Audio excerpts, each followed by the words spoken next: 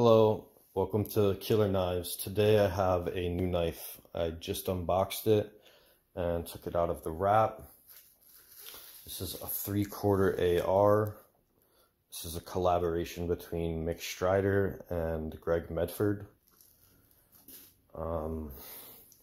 So I've really only just briefly looked at this, and I actually bought it on eBay secondhand from somebody who said that they never really used it, only twice. So I didn't get an amazing deal on it, but I definitely saved a couple bucks. And honestly, when I saw this and I thought about the purchase, I said, hey, I own a Praetorian tie. It costs upwards of $1,300 for that knife. And this knife is made by Medford, and it's a Strider collaboration, which to me, for the amount I paid, which I ended up paying about $520 for it,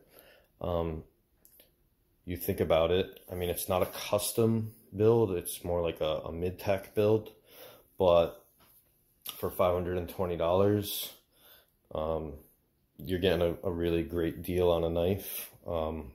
Solid titanium and S90V made by Medford.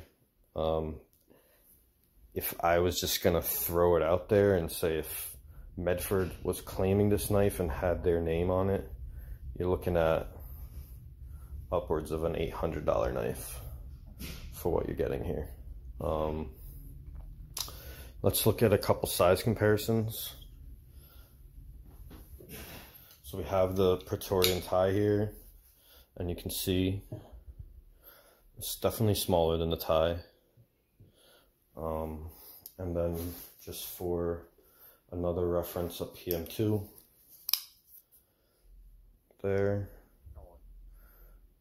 And I'm lining up the pivots here so you can get a good idea of blade length and handle length. All right, so it's a pretty average size knife, and next to a Spyderco Delica, you can see it's about 2 times the size of a Delica in the fatness, and the blade is definitely much bigger.